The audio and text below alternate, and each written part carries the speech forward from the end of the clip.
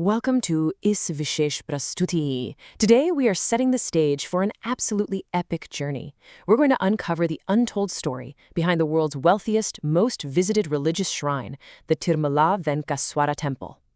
Now you might be thinking this is just a story about ancient stone, tons of gold, and incredible architecture, but it's so much more than that. It's a living, breathing epic filled with cosmic drama, intense human struggle, and divine love. Okay, let's dive into this because here's a massive central paradox for you. The Tirupati temple receives millions of dollars in donations from devoted pilgrims every single year. Yet, according to tradition, the presiding deity is said to be paying off a staggering ancient debt that hasn't been cleared to this very day. No way, right? How is that even possible?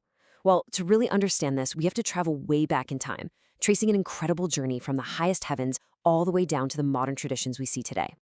Here is our roadmap for today. First, from Vaikuntha to Earth. Second, the Lord's struggle on Earth. Third, a supernatural love story.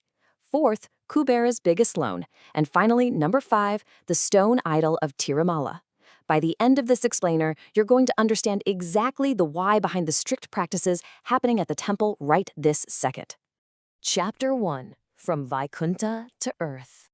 So our story actually begins with a grand philosophical question. During a massive yajna, a sacred fire ritual held by Maharishi Kashyap, the gathered sages needed to figure out something huge. Which of the Holy Trinity is the absolute supreme, and therefore most deserving of the ritual's fruits? To find the answer, the sages sent the brilliant, but honestly, highly arrogant Bhrigu Muni to test the Trinity. His first stop was Satyaloka, where Lord Brahma completely ignored him. Okay, moving on. Next up was Kailash, where his sudden interruption made Lord Shiva furious. Finally, Bhrigu reached Vaikuntha to test Lord Vishnu, and this was the ultimate test. Finding Vishnu peacefully resting, the arrogant sage did the unthinkable. He literally kicked the Supreme Creator right in the center of his chest. Now, you'd probably expect a massive retaliation, right? But instead of getting angry, Lord Vishnu calmly massaged the sage's foot, asking if it was hurt. This unbelievable humility completely crushed Bhrigu's ego on the spot. But this action had a devastating consequence. You see, Vishnu's chest is the sacred divine residence of goddess Lakshmi. She felt deeply insulted by the kick, and honestly, even more hurt by Vishnu's totally calm reaction to it. In her profound grief, she left Vaikuntha and descended to Earth. Bereft without her, the Supreme God had no choice but to abandon his heavenly abode and follow his goddess down to the mortal realm. Chapter 2, the Lord's struggle on Earth. The tone dramatically shifts here, guys. The creator of the entire universe is now down on Earth, and he's forced to face some very relatable, very painful human struggles. Down in the Tirumala Hills, Lord Vishnu actually takes shelter inside of Valmika, an anthill. The irony here is just extreme. Having taken a mortal form, he suffers from intense human hunger and thirst. Seeing this from above, Brahma and Shiva disguise themselves as a cow and a calf, and they get sold to the local Chola king. Every single day, this divine cow secretly pours its milk into the anthill to feed the fasting lord. But when the royal herdsman discovers this happening, he furiously attacks the cow with a heavy axe. Vishnu steps out of the anthill to protect the cow and takes a bloody, severe axe wound right to his own head. And this brilliantly illustrates the direct link between ancient myth and our world today. Injured and wandering around, the Lord asks Varahaswami, an earlier avatar of Vishnu, for just a tiny piece of land to stay on. Varahaswami agrees, but strikes a very strict real estate deal. Any future devotee must visit him first. This ancient pact echoes right into today. Millions of pilgrims must strictly complete their Varaha darshan before they are ever allowed to visit the main deity, Balaji. So, bleeding and totally exhausted from the axe wound, the Lord finds refuge in an ashram with an old ascetic woman named Vakula Devi. Now, she is believed to be the exact reincarnation of Yashoda, Lord Krishna's foster mother from the previous Dwapara Yuga. She finally gets to fulfill her past life desire to act as a true, nurturing mother to the Lord. She lovingly treats his head wound and gives him a beautiful new name, Srinivasa. Chapter 3, a supernatural love story. With Srinivasa healed and living a simple forest life, our epic takes a slightly lighter, highly romantic turn, though, trust me, it is still packed with some serious earthly obstacles. Meanwhile, a local ruler named King Akash is performing a grand yajna, praying for a child. While plowing the ritual earth, his plow strikes something hard. He uncovers a miraculous 1,000-petal golden lotus, and right inside it, a divine baby girl. He names her Padmavati. Fast forward a few years, Srinivasa is out hunting wild elephants in the Narayanavanam gardens and has a fateful chance encounter with the grown Princess Padmavati. Sparks fly. It was instant, profound love, a true cosmic reunion of Vishnu and Lakshmi, just wrapped up in mortal forms. But wait, there's a huge problem. How does a penniless forest dweller propose to a royal princess? Well, Srinivasa is so love-struck and desperate that he actually pulls off an elaborate disguise. The Supreme Lord literally dresses up as a Soji, or Kurati, a female fortune-teller. He sneaks right into the royal palace, reads Queen Dharani Devi's fortunes, and absolutely convinces the queen that her daughter is divinely destined to marry this mysterious forest youth. Chapter 4. Kubera's Biggest Loan.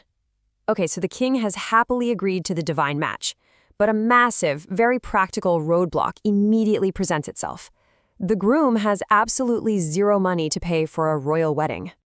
Now, what's really interesting about this slide is the sheer jaw-dropping scale of the solution. Srinivasa calls upon Kubera, the treasurer of the gods, and let me tell you, Kubera is a very strict cosmic banker. He agrees to fund the grand royal wedding, but only on a highly regulated, written promissory note. The amount, a staggering 1 crore 14 lakh. That's over 11.4 million gold coins, known as Ram Mudras. So the crucial point is how this exact celestial loan echoes into eternity. Srinivasa solemnly promises to pay back the interest of this massive loan to Kubera until the very end of the current epic, the Kali Yuga. This right here is the precise reason why millions of devotees enthusiastically pour their wealth, gold, and life savings into the Tirupati hundi, or donation box, today. They believe they are literally helping their beloved Lord pay off his celestial debt. It's incredible. Armed with Kubera's gold, the wedding is, as you'd expect, beyond spectacular. All the gods attend, and the fire god Agni himself acts as the head chef for the magnificent feast. And remember that Chola king whose herdsman threw the axe? To make amends, he gifts Srinivasa a dazzling, priceless golden crown.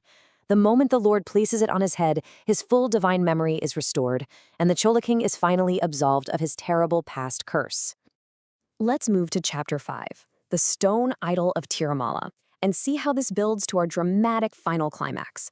The wedding is over, everyone is happy, but the cosmic drama is far from finished. Deep trouble brews when the mischievous sage Narada travels to Kolhapur to instigate goddess Lakshmi, who is still there doing severe penance. Hearing of the marriage, she rushes to the Tirumala hills and fiercely confronts Padmavati. Lakshmi demands, "I am your eternal companion, how could you marry another?" While Padmavati fires right back, "I am Vedavati, he promised to marry me in the Treta Yuga." The confrontation between these two mighty goddesses reaches an absolutely terrifying fever pitch. Caught right between these two fierce deities, and knowing deeply that the suffering humanity of the Kali Yuga needs a stable, permanent anchor, Srinivasa makes the ultimate sacrifice. Overwhelmed, he simply stops moving. He transforms his living, breathing form into a permanent, solid stone idol. He becomes Kaliyug Pratyaksha Daivam, the supreme god who visibly manifests and stays firmly accessible to absorb the immense pain of humanity. Realizing the profound, selfless nature of his divine play, the anger of both goddesses instantly melts into pure devotion. They understand his sacrifice for the mortal world, and they take their permanent, visible places directly on the stone idol itself. Goddess Lakshmi, as Sridevi, resides beautifully on the left side of his chest, while Goddess Padmavati, as Bhudevi, resides on the right. Exactly, and I mean exactly, as millions of awestruck devotees witness them today in the inner sanctum. Which brings us right back to where we started, leaving us with a really profound thought to ponder. Millions of people, day after day, year after year, give their hard-earned wealth to a stone idol to help him pay an ancient debt to the gods. But given the sheer astronomical scale of Kubera's amount, will this divine debt ever truly be paid off by the end of Kali Yuga? Or is the act of coming together, of giving and surrendering, the true miracle that keeps this epic story alive in the hearts of millions?